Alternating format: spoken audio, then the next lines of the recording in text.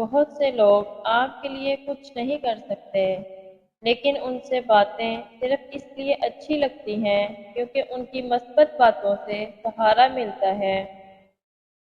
انسان زندگی میں بہت کچھ سیکھتا ہے، لیکن جب دوسروں سے پیار کرنا، دوسروں کو معاف کرنا اور دوسروں کی عزت کرنا نہیں سیکھ پاتا تو سمجھو کچھ نہیں سیکھا۔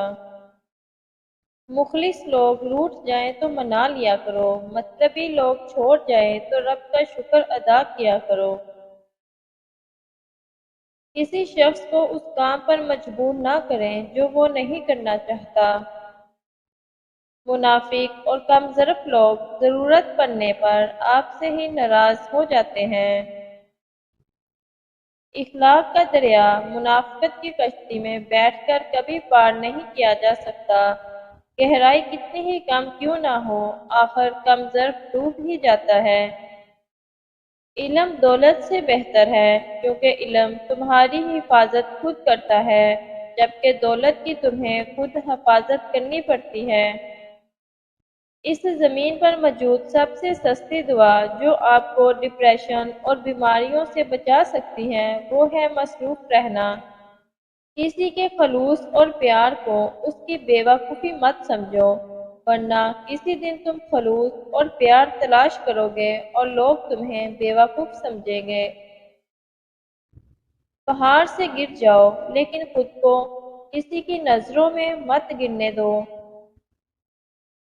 جب انسان تنہا چلنا سیکھ جائے تو سمجھ لیں وہ دنیا کو سمجھ چکا ہے۔ جو لوگ دوسروں کو خوش کرنے کی کوشش میں مصروف رہتے ہیں وہ تنہا رہ جاتے ہیں کیونکہ وہ اپنی خوشی کو نظر انداز کر دیتے ہیں۔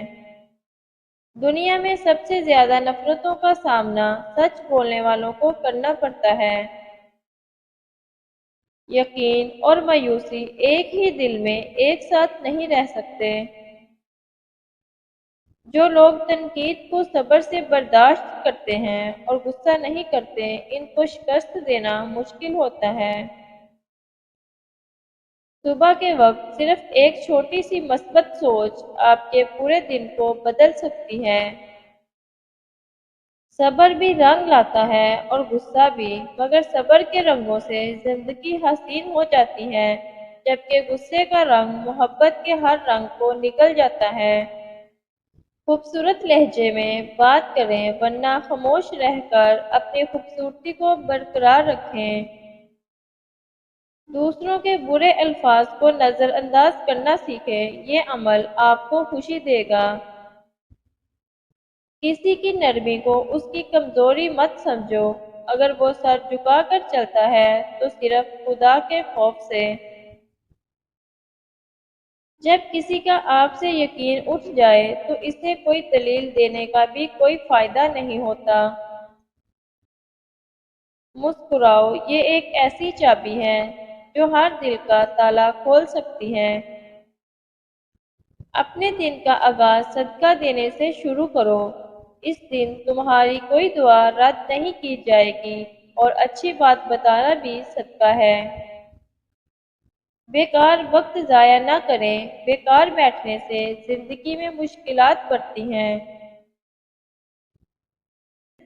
تھکاوٹوں میں سب سے بڑی تھکاوٹ ذہنی تھکاوٹ ہے جو پورے جسم کو درد میں مبتلا کر دیتی ہے۔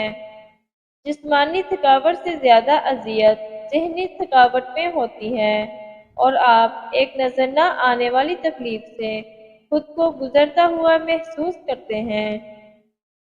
بغیر ہتھیار اور جگرے کے دشمن کو اپنے قابو میں کرنے کا بہترین طریقہ اسے اپنا دوست بنا لینا ہے۔ اپنی زبان کی حفاظت کریں کیونکہ یہی تمہاری عزت اور ذلت کی ذمہ دار ہے۔